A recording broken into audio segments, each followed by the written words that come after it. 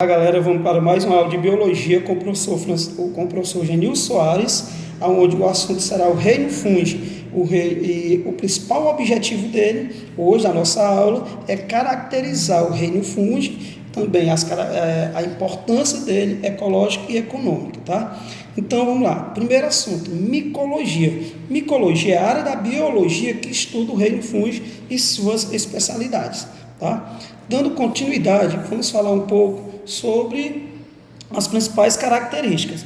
Os fungos, eles são representados pelos seres eucariontes, uni ou multicelulares. Eles têm uma relação de parasitismo, mutualismo. Eles também podem ter corpo de frutificação ou não. Eles são formados por um composto, que é um carboidrato, um polissacarídeo, que é o glicogênio, certo? São de ambientes terrestres, ou de ambientes aquáticos, ou ambientes úmidos, tá? Nós também podemos observar que eles têm uma nutrição heterotrófica por absorção e a respiração aeróbica ou anaeróbica.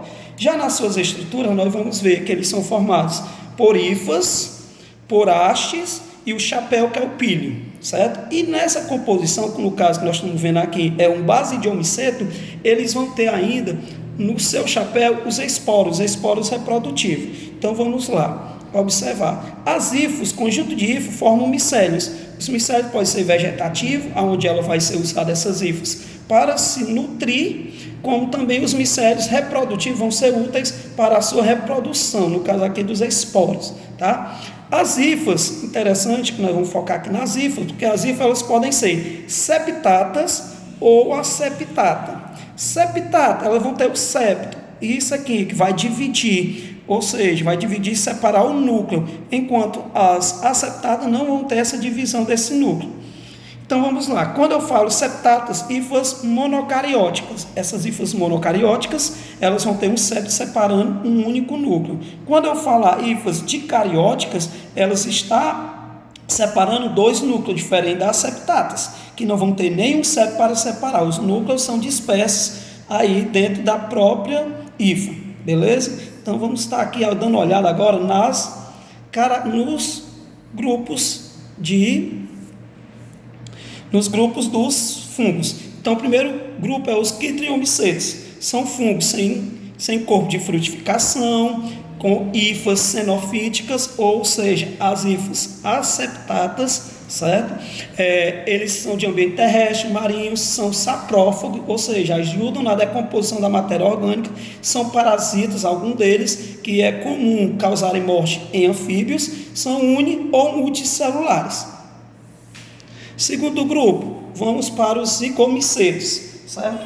Que nesses zigomicetos nós vamos ter aí com hifas xenofíticas, ou seja, hifas aseptatas, sem corpo de frutificação, são de ambiente terrestre, certo? São multicelulares, tá? E o mais comum, galera, está no nosso pão, na nossa laranja, dentro da nossa roupa, por conta da umidade que ele necessita também, que nada mais é do que o próprio mofo. Segundo grupo, vamos para agora o terceiro, que são as comicetas. É o primeiro grupo de fungos a apresentar corpo de frutificação, tá? Então vamos lá, eles são multicelulares, têm corpo de frutificação, realizam uma relação ecológica de mutualismo, que é o linkens, que, né, é uma relação que existe entre fungos e algumas algas, e ele foi importante porque foi a descoberta da produção de antibiótico através da penicillium, certo? O fungo penicillium. E o último grupo dos fungos, nós vamos ter os basidiomicetos, que nós já temos aqui um representante, que é o cogumelo, com hifas, com corpo de frutificação, de ambiente terrestre, certo? E eles são multicelulares, tá? Além deles serem multicelulares, são os fungos mais complexos, beleza? Vamos falar um pouco sobre a reprodução desses fungos. A reprodução dos fungos. Os fungos eles podem ter uma reprodução sexuada, como também assexuada, tá, galera? E aí, como é essa reprodução? A reprodução assexuada deles pode ser por uma divisão binária, certo? Pode ser por fragmentação, brotamento ou como essa aqui, que eu estou mostrando, que é a esporulação, a produção de próprio esporo, né, através dos esporos mitóticos. Reprodução sexuada. A reprodução sexuada, certo? É onde vai ocorrer uma variação, tá? Onde eles vão ocorrer uma própria fecundação entre esses fungos, gametas masculinos e os gametas femininos.